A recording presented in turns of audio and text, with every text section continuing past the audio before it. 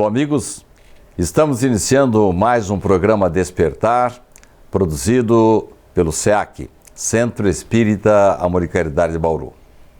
Hoje temos o prazer de receber novamente o juiz de direito, Dr. João Tomás Dias Parra. Seja bem-vindo, doutor.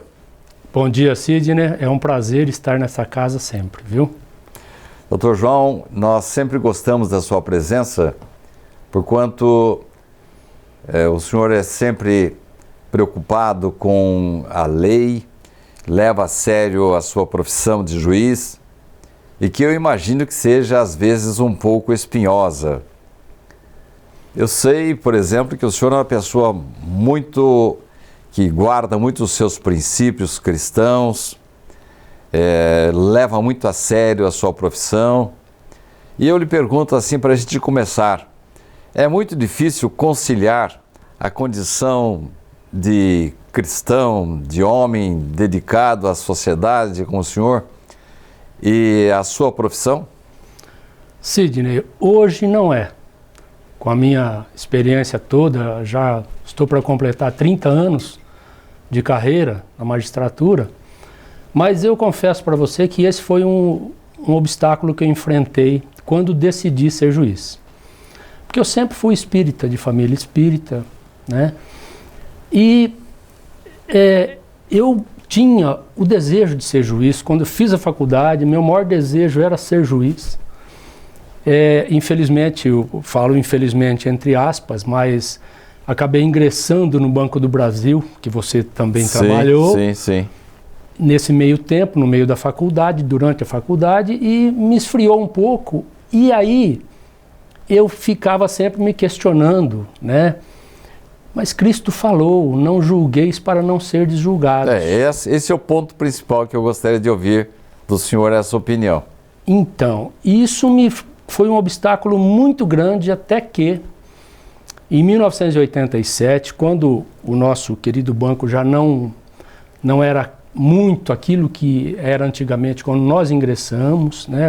Houveram mudanças significativas, né? Eu então fui assistir uma palestra do Divaldo Pereira Franco na cidade de Marília, me lembro perfeitamente, foi no Iara Clube, e lá seguramente havia umas 4.000 pessoas na quadra de esportes, né?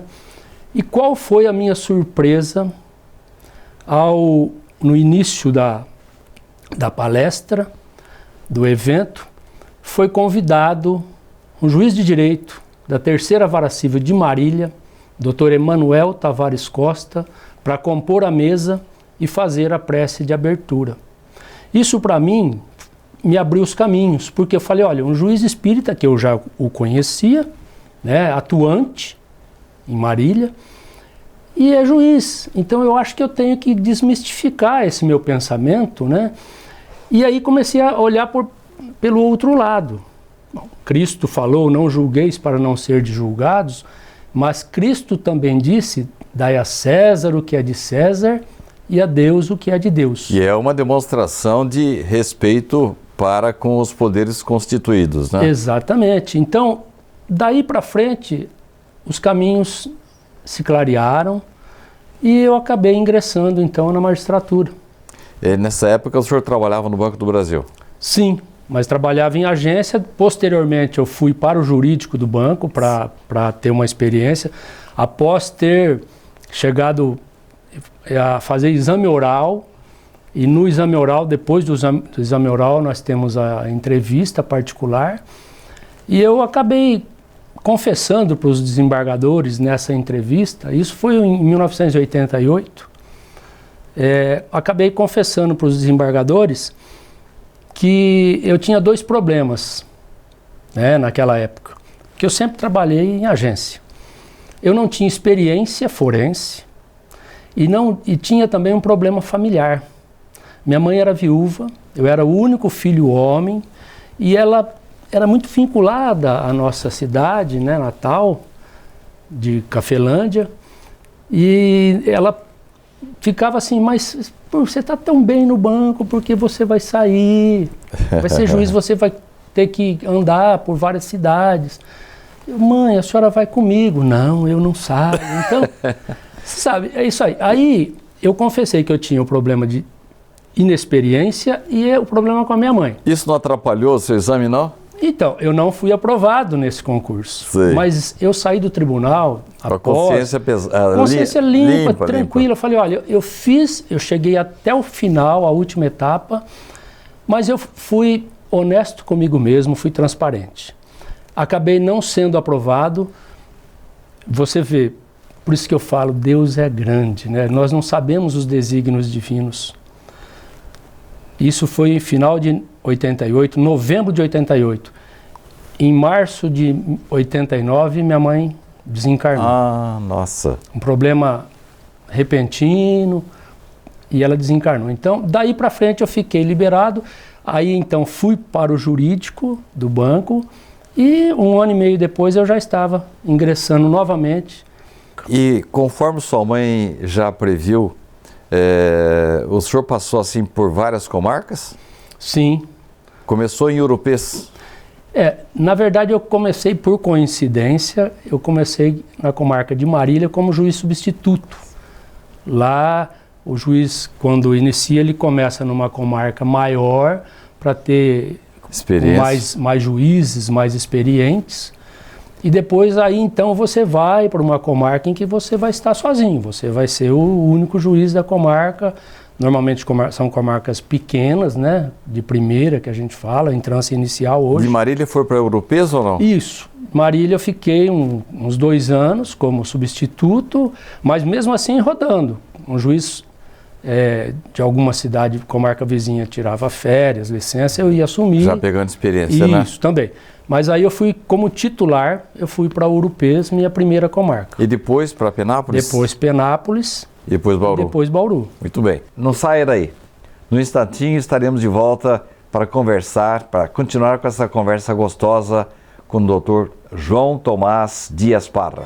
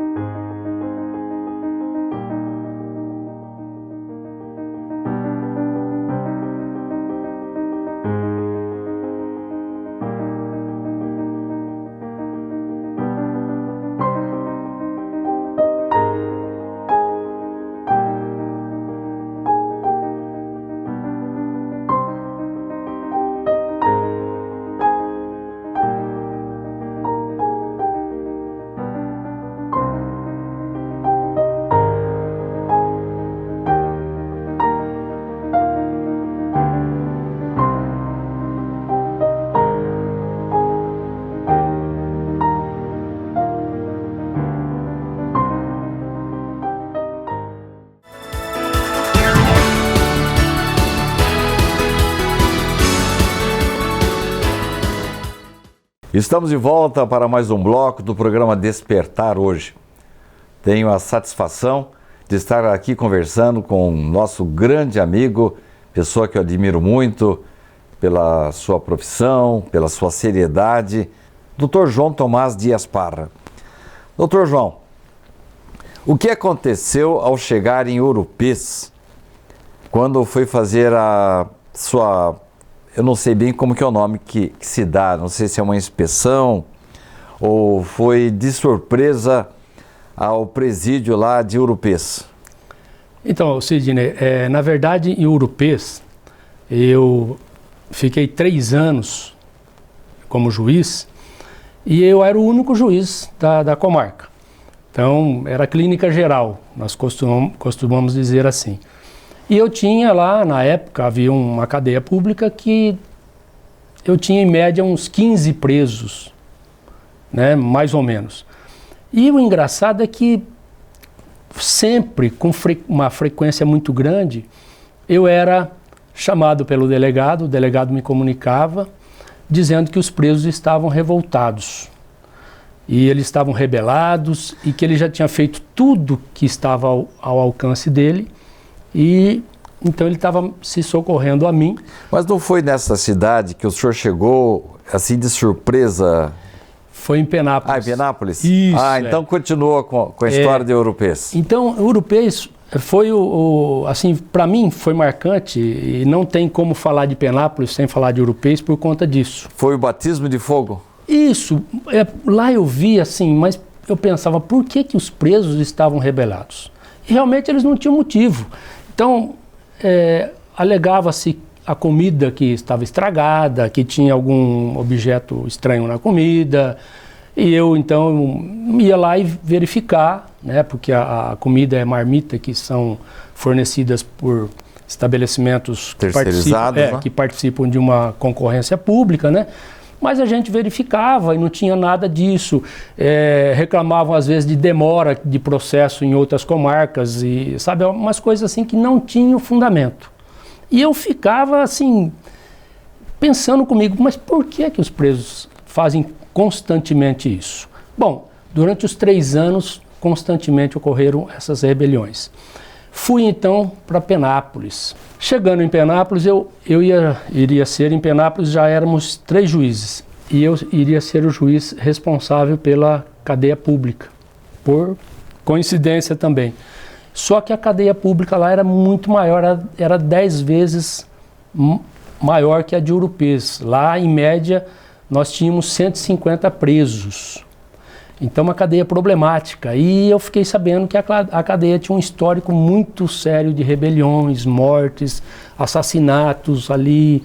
E então, o senhor foi premiado, saiu de Ouro Preso, uma cadeia problemática, chega em Penápolis, a mesma situação. E ia ser muito pior para mim, porque a cadeia é bem maior. Falei, o que eu vou fazer aqui, né? Mas não tinha mais como eu voltar atrás. Falei, olha, que seja o que Deus quiser. E se bem que estava perto da sua cidade natal ali, né? Sim, sim, mas é a situação difícil, né, para a gente, profissionalmente. E então, quando o juiz chega na comarca, ele é obrigado a visitar todos os estabelecimentos que estão sob a sua responsabilidade. É chamado de visita correcional. Você faz uma visita para se apresentar e para verificar de plano, assim, sem uma análise maior, se existe alguma irregularidade que já possa ser sanada de imediato. E é uma visita informal, não precisa ser marcado dia, hora. E de surpresa? Eu fui de surpresa na cadeia pública, até porque aproveitei um espacinho de tempo que me sobrou. Eu saí para visitar delegacias de polícia da região, me sobrou um espacinho. Cartórios, né? Isso, aí fui na cadeia pública sem avisar. À tardezinha, 5h30 da tarde. Encontrou uns saquinhos de leite lá na entrada, é verdade? Exatamente, Sidney. O que é isso? Na carceragem. Esse carcereiro está tirando o leite que teria que ir para o detento, ele está guardando para ele particularmente. Foi isso, doutor? Isso, então. Aí me vem a seguinte indagação. 5h30 da tarde... o leite ali fora da geladeira. Naquela época eram saquinhos de leite. Eu lembro disso. Né? Não eram caixinhas, saquinhos. E você vê que o saquinho estava até suadinho por fora, sinal que ele tinha sido tirado da geladeira. Recentemente. E estava ali dentro de uma caixa dessas, de caixa de supermercado, caixa de feira, né? Caixa plástica.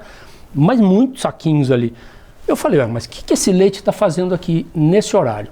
Por quê? Os presos recebem o café da manhã de uma empresa terceirizada, recebem a marmita do almoço e a marmita, o marmitex do jantar. E não teria cabimento ter leite ali. Leite para ceia? Não tem. Não existe. Não existe. Tem qualquer coisa de errado aí. Aí eu falei... O senhor pensou? Isso. Eu pensei o seguinte, esse leite veio pela manhã para ser servido no café da manhã. Os carcereiros não serviram e vão levar esse leite embora para casa. Primeira coisa que eu me veio à mente. Não é de se estranhar. Não é? Chamei um carcereiro-chefe lá, me foi apresentado, chamei, seu João, o que esse leite está fazendo aí? Não, doutor, ele já veio se defendendo. Não é nada não. Esse leite, alguns presos trocam pela marmita da janta, pelo marmitex do jantar, para mandar o leite para casa deles. Mas os filhos já não tinham o auxílio de detenção, assim, doutor? Aí é que está um grande equívoco da sociedade, né? Infelizmente. O auxílio reclusão é um benefício concedido pelo INSS àqueles presos que tinham registro em carteira. Normalmente não tem, né? Quem tinha registro em carteira recebe, o preso não, a família recebe um auxílio que dá aí em torno de um salário mínimo por conta do vínculo que ele tinha com o INSS. Ele era segurado do INSS. O que acontece é isso aí, você sabe que 99,99% dos presos não trabalham com vínculo empregatício. Se trabalham, geralmente é por conta própria. Exatamente. E geralmente, Não, se entraram na área do crime... eles não têm esse benefício. Então, as famílias dos presos não têm esse benefício. Hoje em dia até a situação melhorou um pouco porque tem os auxílios de bolsa, isso aí que a gente sabe. Mas na época não tinha nada, não tinha auxílio nenhum. Não havia esses programas governamentais. Então, deixe-me ver se eu estou entendendo, doutor. O preso geralmente não recolhe para a Previdência, ele fica detido, ele começa a cumprir pena, e se ele é arrimo de família, de repente ele está lá preso e a família começa a passar necessidades. Quer dizer, então, doutor, que nesse caso caracteriza-se uma penalidade para o preso e para toda a família? Indiretamente a família responde pelo crime que o preso cometeu. Ué, mas a lei diz que a penalidade não pode ultrapassar a figura do preso ou do criminoso? Exatamente. É isso? Está na Constituição. Mas na prática era isso que estava acontecendo em Penápolis. Não saia daí. No instantinho estaremos de volta.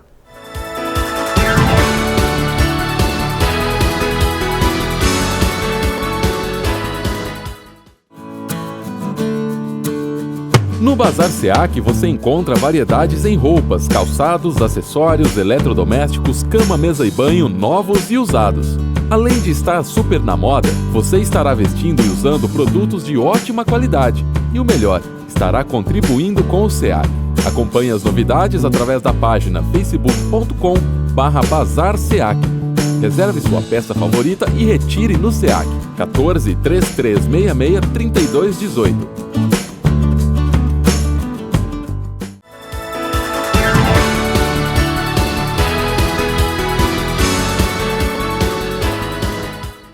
Estamos de volta para o último bloco do programa Despertar de hoje. Passou depressa? É assim mesmo. Quando o entrevistado é bom, tem coisas boas para nos transmitir, como é o caso do Dr. Parra, que tem histórias maravilhosas, não apenas ligadas à sua profissão como homem, juiz de direito, mas como ser humano, como essa história que ele nos contou no bloco anterior. Ele estava chegando na comarca de Penápolis e foi fazer uma inspeção.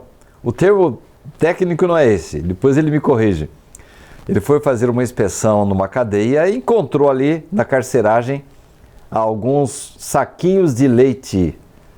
Logo deduziu, tem uma coisa errada aí.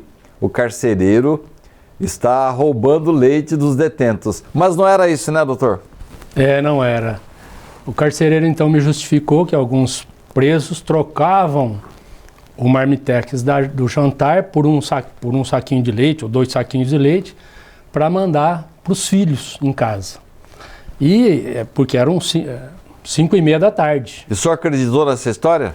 Pois é, aí ele me disse o seguinte: olha, doutor, o senhor está vendo aquela porta no final do corredor? Eu vou abrir aquela porta e um portão no muro que nós temos lá, e ali a fila vai ser formada. Então vem as mulheres e os filhos vão vir buscar esse leite. Nossa, cortou seu coração. Exatamente. Aí eu falei, então, seguinte, a hora que a fila estiver pronta, o senhor me chama que eu quero ver. Aí entrei, fui lá conversar com os presos, fazer as verificações lá. Quando deu às 6 horas, ele foi me chamar, doutor, a fila já está formada. Aí eu saí, fui lá ver e olhei realmente. As crianças e as mulheres pegando o saquinho de leite e levando para casa. Nossa Senhora. E aconteceu exatamente isso, Sidney. Não só cortou o meu coração, como eu não conseguia parar de pensar nisso. Porque eu falei, não é possível Não é possível uma situação dessa. Alguém estar preso e os filhos e as mulheres passando necessidade, passando fome. Sofrendo. Porque o preso ia ficar sem comer, ia ficar com fome na cadeia. Aí me lembrei de Urupês. Talvez as rebeliões que eu tive em Urupês, aquela comarca tranquila, a cadeia era para ser tranquila, talvez tivesse algum motivo, uma preocupação dos presos, um desespero, pensando na família. Porque não talvez. É porque cometeu um crime que deixa de amar a esposa e os filhos, né?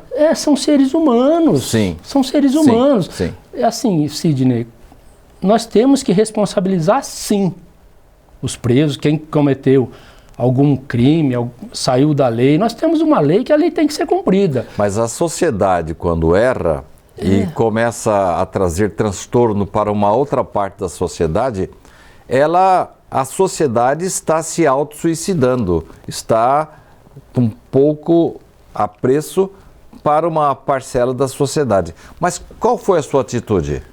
Então, eu não conseguia deixar de pensar nisso e a minha primeira ideia foi de conversar com os políticos da comarca, da cidade, vereadores, prefeito, para pedir uma ajuda, porque era uma situação que eu estava vendo, pessoas necessitadas, e eu não tinha como ajudar. Isso, né, na verdade, isso aí aconteceu em 96.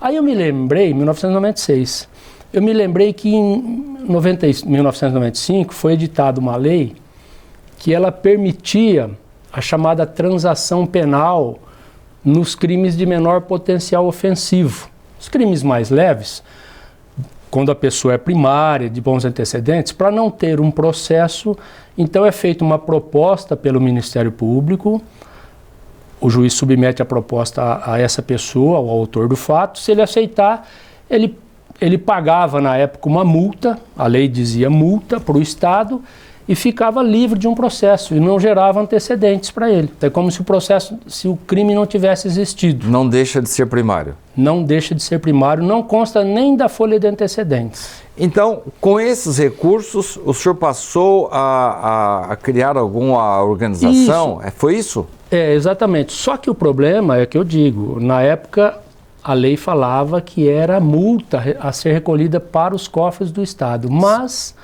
eu já tinha ouvido falar que alguns juízes, ao invés de arrecadarem a multa, estavam arrecadando cestas básicas e entregando para entidades beneficentes. Aí então eu conversei com os promotores da comarca, com os outros juízes e passamos a fazer isso. Concordaram? Concordaram, né? E passamos a fazer isso contrariando a lei. Mas assim, na minha concepção, eu estava ajudando pessoas que estavam ligadas ao meu trabalho. O problema do trabalhador desempregado, eu reconheço também que se eu pudesse ajudaria, claro, mas não é meu. Eu estava ajudando aqueles que estavam afetos à minha atividade jurisdicional. E a lei mudou, doutor?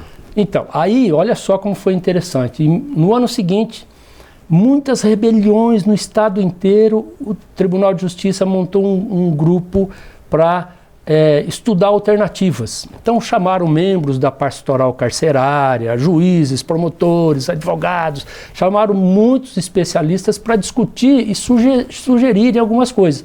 E saiu publicado no Diário Oficial algumas recomendações para os juízes de execução criminal, que são responsáveis pelos presídios, seguirem. E pediram também, olha, quem tiver alguma sugestão, nos envie. Eu sentei lá, escrevi um ofício dizendo, olha, eu estou fazendo isso contra a lei. Dizendo expressamente, contra a lei. Mas tem surtido um efeito muito bom na comarca. Então, ao mesmo tempo em que eu peço autorização para continuar fazendo, eu faço a sugestão. Não é que o tribunal, contra a lei, o tribunal autorizou e recomendou para que todos os juízes fizessem isso também? Nossa! Logicamente que... Com isso o senhor trouxe um benefício assim nacional. Isso, nesse caso foi estadual, porque foi no âmbito do estado de São Paulo. Mas assim, não sei se todos fizeram, mas no final das contas a lei foi mudada, foi alterada. Olha só. A lei foi alterada. Hoje existe... ao invés de ser multa, é prestação pecuniária para alguma destinação específica. Doutor, Nós estamos chegando ao final do programa, mas eu não posso deixar de perguntar. Isso foi em Penápolis e em Bauru. Quando o senhor chegou em Bauru, o senhor conseguiu implantar? Eu sei até que o senhor deu um nome para esse projeto e eu queria saber o que aconteceu com a sua chegada em Bauru. Então, graças a Deus, conseguimos implantar em Bauru e aqui dentro do Amor e Caridade. Certo. Com o apoio da diretoria, toda a diretoria nos apoia. E uma pessoa que é responsável, vamos dizer assim, pelo sucesso disso aqui dentro do Amor e Caridade é o Uriel. Você sabe disso. Uriel de Almeida sempre esteve nos apoiando, tentando abrir caminhos para que a gente continuasse com isso e o projeto ganhou o nome, foi batizado com o nome de Projeto Comini. Então, por que o nome Walter Comini? Pela ligação do nosso saudoso Walter Comini com as presas de Cabralha Paulista, você se recorda disso? Sim. Na época nós tínhamos um presídio feminino em Cabralha Paulista e o seu Walter sempre desenvolveu um trabalho lá, levando material para essas presas confeccionarem os seus objetos, para ganharem um dinheirinho, para ocuparem o seu tempo, né, pela laborterapia que se chama. Muito bom. Né? Além dessas multas, né, que hoje tem outro nome, outras pessoas também podem colaborar com as cestas básicas dessas famílias? Sim, se quiserem colaborar, pessoas físicas, empresas, né, nós agradecemos, evidentemente. Os recursos, como eu disse, vêm do produto dessas transações penais, mas outros recursos também são bem-vindos. Então, se você que está nos assistindo sensibilizou-se com esse trabalho maravilhoso que é feito pelo Dr. Parra e a equipe que está em volta dele, se você quiser contribuir com as cestas básicas, note bem, os presos recebem ajuda do Estado, mas as famílias, é feita uma sindicância, crianças, senhoras que estão passando fome, se quiser colaborar, você liga aqui para o SEAC, 14-3366-3232, dizendo, eu quero dar uma cesta básica, quero dar um alimento para ajudar aí no Projeto Comini. Certo, doutor? O bem que nós fazemos, ele volta para nós, né? Como eu me recordo do Chico Xavier, que ele sempre fez isso, ajudando as pessoas da periferia, levando, aos finais de semana, sempre ia para a periferia levar alimentos, roupas, remédios. E aí, uma ocasião, uma senhora chegou para ele, a senhora que integrava a caravana, disse a ele, Chico, eu não sei porquê, mas todas as vezes que nós voltamos desse nosso trabalho, eu sinto uma leveza tão grande, às vezes permaneço vários dias num estado de êxtase, né, de tão leve que eu fico. E ele disse a ela, esse trabalho também é o meu guarda-chuvas. Olha só. Aí a mulher falou, Chico, mas o que você quis dizer com isso? Ele falou, explicando para você em palavras simples. Todos nós, aqui na Terra, nós temos um anjo guardião, um anjo da guarda, um espírito que está nos acompanhando desde o nosso nascimento até o nosso desencarne e talvez até depois do desencarne, né? Isso está lá no Livro dos Espíritos. E quando você faz o bem por uma pessoa, o anjo guardião dessa pessoa que estava preocupado, querendo fazer alguma coisa por ela, mas não conseguia, por exemplo, o protegido, o tutelado desse anjo guardião dessa pessoa que está passando fome, queria materializar um prato de comida e entregar para ela. Só que ele não tem como fazer, então ele se vale da boa vontade de outras pessoas, de outros encarnados que possam ajudar. Quando alguém ajuda, o anjo da guarda dessa pessoa que foi ajudada, ele fica tão agradecido a você que ele vai te proteger também. Que maravilha, doutor. Isso faz isso que o Chico quis dizer, que é o guarda-chuvas. Nós temos uma rede de proteção, não só o nosso anjo da guarda, mas o anjo da guarda de todas as pessoas que nós ajudamos. Doutor, muito obrigado pela sua presença Eu espero que o senhor possa retornar outras vezes para contar outros casos e dar mais detalhes aí do projeto Comini. E eu espero que esse guarda-chuva continue protegendo o senhor por muitos anos. Se Deus quiser. Muito obrigado pela sua companhia, pela sua presença. E na semana que vem estaremos de volta com mais uma entrevista do seu agrado.